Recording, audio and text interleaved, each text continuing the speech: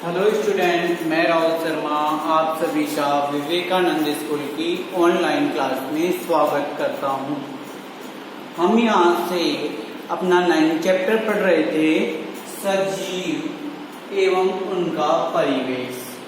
अपन ने इससे पिछले वीडियो में क्या किया था कि सजीव किसे कहते हैं और निर्जीव किसे कहते हैं, इसके बारे में अपन ने डिस्कस कर लिया था। वहां अपन ने इसके बारे में बात कर ली थी। अब अपन क्या करते हैं, जब आगे की बात करते हैं क्या कि जैसे अपन ने बात की वहां सजीव और निर्जीव, जो वृद्धि करते हैं मतलब बढ़ते हैं, जो श्वसन करते हैं कहने का मतलब है सांस लेते हैं, जो उत्सर्जन करते हैं मतलब शरीर से बाहर निकालते हैं, वो जो ये सभी क्रियाएं करेंगे वो सब क्या कहलाएंगे, सजीव कहलाएंगे। और जो ये सभी क्रियाएं नहीं करेंगे वो क्या कहलाएंगे, निर्जीव कहलाएंगे। सजीव का उदाहरण अपन ने पादप और अपन खुद मानव की बात की थी, और निर्जीव का उदाहरण अपन ने ये डस्टर की बात की थी कि यदि क्या किया जाए, इस डस्टर को बहुत दिनों तक वैसे की वैसे रख दिया जाए तो न ही इसमें कोई श्वसन की क्रिया होगी और न ही इसमें कोई वृद्धि होगी, ये ऐसा की ऐसा ही रहेगा। अब इससे आगे अपन बात करते हैं, जैसे सजीव की बात की है तो अपन ने बात की कि सजीव जो होते हैं वो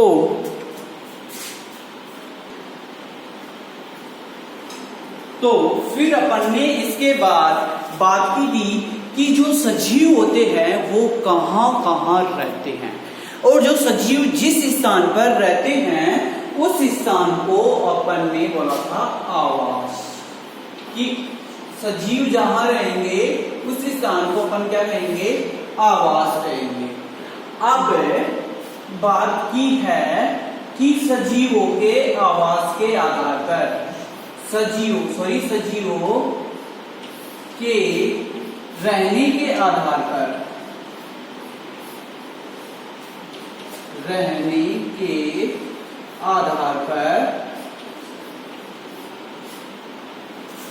आवास दो प्रकार के होते हैं। आवास दो प्रकार के होते हैं। दो प्रकार कौन कौन से होंगे इसके बारे में अपन यहां डिस्कस करेंगे। पहला आवास एक तो होता है स्थलीय आवास।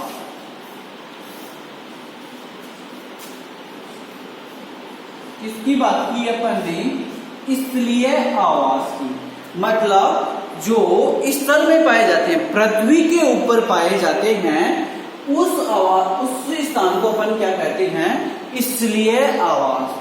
सजीव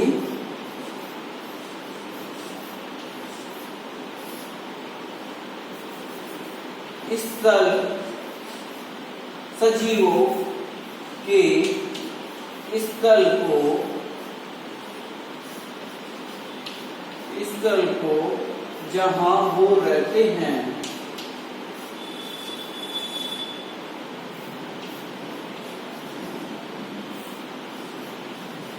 ऐसे लिखना आप, सजीवों के स्थल को स्थलीय आवास कहते हैं।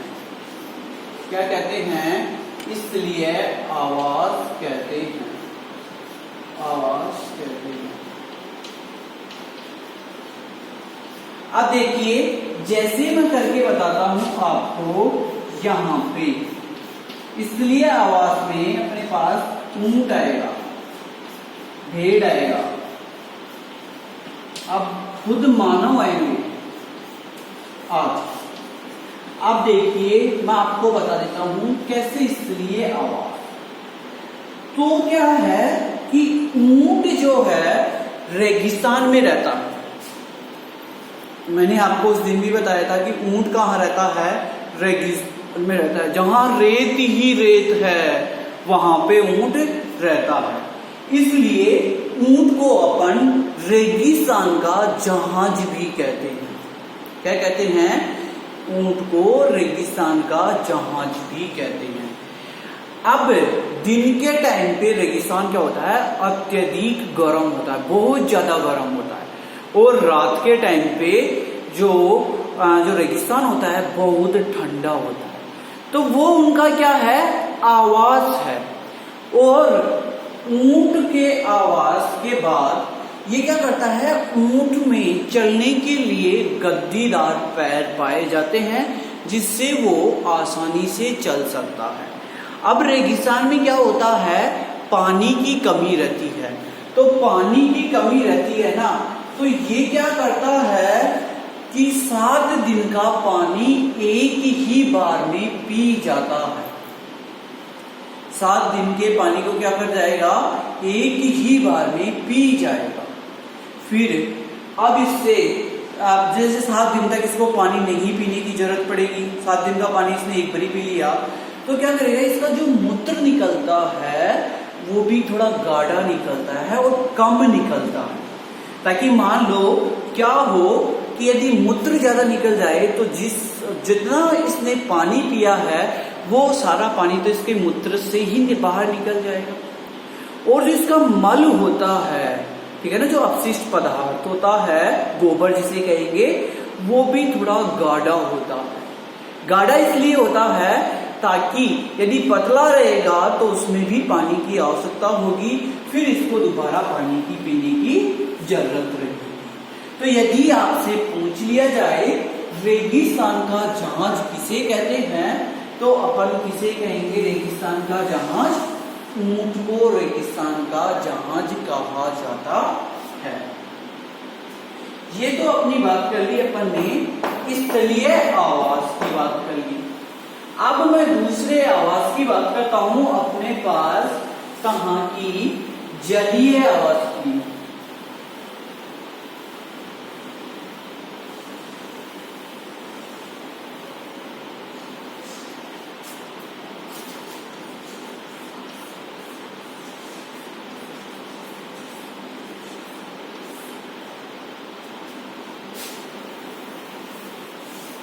सजीवों के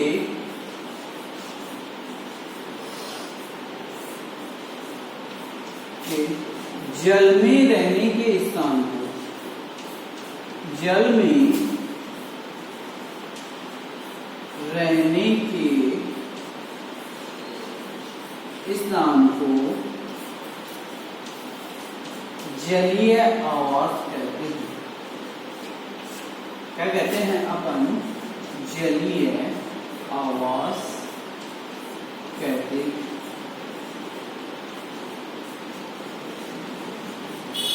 मैं जैसे करके लिखता हूं, जैसे अपने पास क्या आ गई? मछली जो है ये कौन से आवास में रहती है? जलीय आवास में रहती है। ठीक है, तो यहां जो अपन बात कर रहे हैं मछली की, तो मछली का जो रहने का स्थान है, जो आवास है, वो कौन सा है? जलीय है। ये जल के अंदर रहती है। और आप सभी को पता है मछली के बाहर पिन पाए जाते हैं, मतलब जैसे पंख जैसी संरचनाएं पाई जाती है बाहर, यहाँ मुंह गर्दन के पास में। तो उन संरचनाओं को अपन क्लोम कहते हैं। क्या कहते हैं? उन संरचनाओं को अपन क्लोम कहते हैं। अपन ने जो मछली है जिस जल में रहती है, उस जल में एक संरचनाएं पाई जाती है, तैरने जैसी पंख जैसी संरचनाएं पाई जाती है, जिसे अपन क्या कहते हैं? क्लोम कहते हैं। क्या कह दिया अपन ने? उसको क्लोम कह दिया। अब ये मछली जो क्या करती है कि जो जल में उपस्थित जो ऑक्सीजन है ना, जल में जितनी मात्रा में जो ऑक्सीजन उपस्थित रहेगी, उस ऑक्सीजन को शरीर के अंदर ले लेती है। उस ऑक्सीजन को क्या कर लेगी? शरीर के अंदर ले लेगी और शरीर के अंदर लेकर श्वसन की क्रिया करती है, मतलब गैस बाहर निकालती है, गैस अंदर लेती है, गैस बाहर निकालती है और गैस अंदर लेती है। तो ये क्या हो गया जलीय आवास। अब इसके बाद में अपने जो है वो क्या पढ़ेंगे, आवास के घटक पढ़ेंगे। कौन कौन से क्या पढ़ेंगे अपन, आवास के घटक पढ़ेंगे।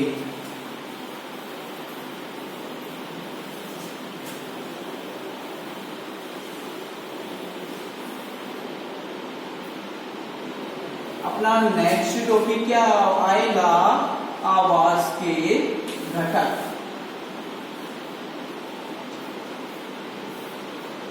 तो सजीव एवं जो निर्जीव है, सजीव मतलब जो गति करते हैं, श्वसन करते हैं, और निर्जीव जो गति नहीं करते, जो श्वसन नहीं करते, उनको बोलते हैं।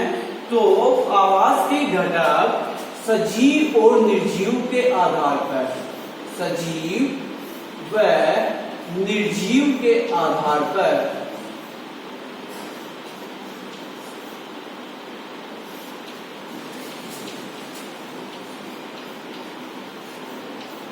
निर्जीव के आधार पर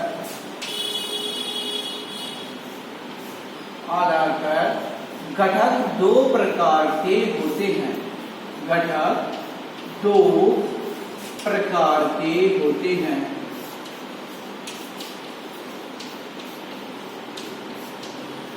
क्या होते हैं, दो प्रकार के होते हैं।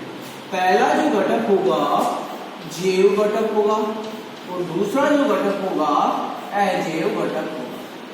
जैव घटक की मैं बात कर रहा हूं।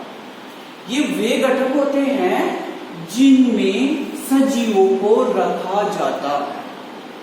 किनको रखा जाता है, सजीवों को रखा जाता है। जैसे मानव की, पादप की, जीव जंतुओं की, इनकी बात की है, वो सब किसके अंदर आते हैं, जैव घटक के अंदर आते हैं। तो मैं लिख देता हूं, इस प्रकार के घटक में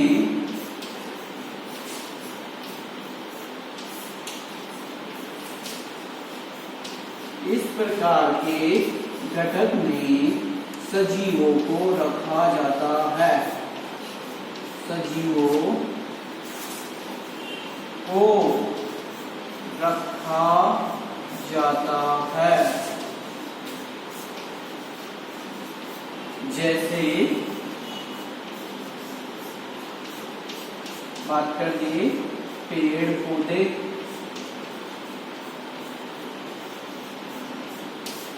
एवं जीव जंतु, पेड़ पौधे एवं जीव जंतु। तो अपन किसके अंदर बात करते हैं, जैव घटक के अंदर बात करते हैं। ये तो अपना हो गया कौन सा, जैव घटक।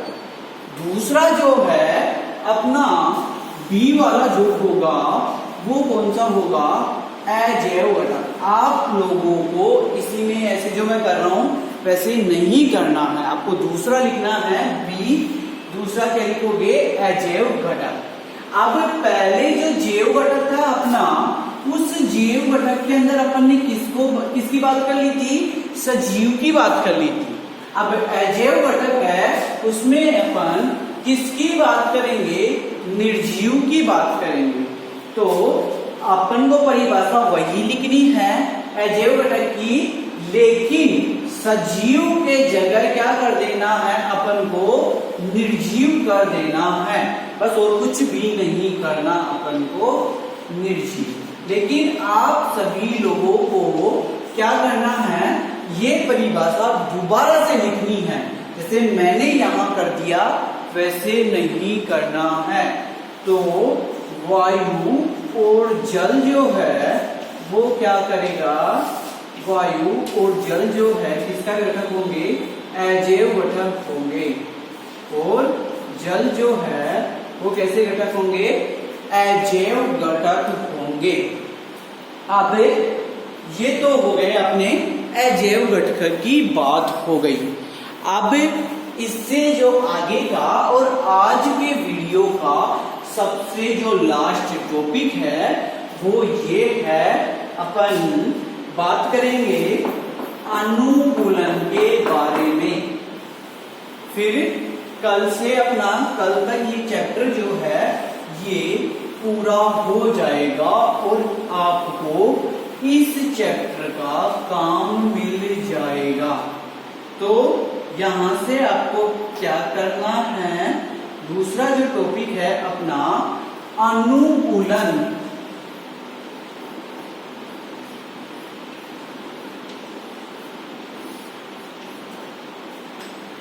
अब देखिए, ये एक ऐसी स्थिति होती है जो उन जीवों को रहने और जनन करने योग्य बनाती है। मान लो कि क्या है, इस हॉल में बहुत अधिक तेज गर्मी है और मेरे से यहाँ टिका भी नहीं जा रहा, थोड़ी देर भी नहीं रुका जा रहा है। तो कहने का मतलब है यहाँ रहने के लिए मेरा अनुकूलन उपलब्ध नहीं है। और यदि मान लो यहाँ पे अच्छा मौसम है, ना गर्मी ज्यादा है ना सर्दी ज्यादा है, और मैं यहाँ आराम से आप सभी को पढ़ा रहा हूँ, तो इसका मतलब है ये मेरे लिए अनुकूलित वातावरण है, बहुत अच्छा वातावरण है। अपन बात करते हैं ना बच्चों के लिए पढ़ाई का ये वातावरण सही होता है, वहाँ शोर शराबा नहीं होना चाहिए, बस बच्चों का जो पूरा ध्यान है वो किताबों की तरफ होना चाहिए। अपन ऐसे बात करते हैं ना कि ये इसके भैया के लिए पढ़ाई का वातावरण ठीक है, भैया मस्ती से अपने कमरे में अपनी टेबल के ऊपर मस्ती से पढ़ रहे हैं, कोई भी उनको डिस्टर्ब नहीं कर रहा है, तो वो भैया के लिए क्या हो गया, अनुकूलित वातावरण हो गया। उस वातावरण में वो क्या कर रहे हैं, अपनी पढ़ाई कर रहे हैं। तो मैंने क्या बोला, ऐसी स्थिति जो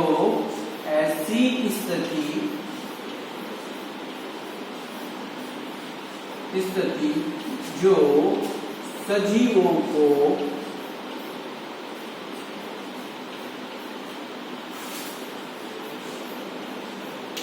जीवित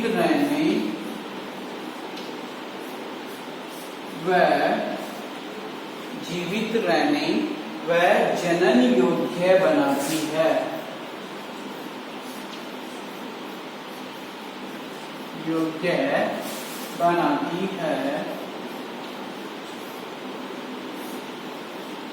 वह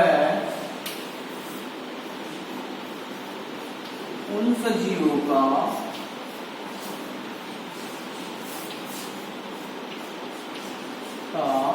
अनुकूलन कहलाता है। क्या कहलाता है, अनुकूलन कहलाता है। तो ये क्या हो गया, उनके अनुकूलन की स्थिति हो गई है। ठीक है, तो अपन ने बात की यहां तक। अब अपन कल के वीडियो में बात करेंगे, तब तक आप इस चैप्टर को काम कर लीजिए, मतलब जो भी नोट्स लिखाए हैं वो नोट्स लिख लीजिए, फिर उसके बाद में अपन प्रश्न उत्तर करेंगे। धन्यवाद।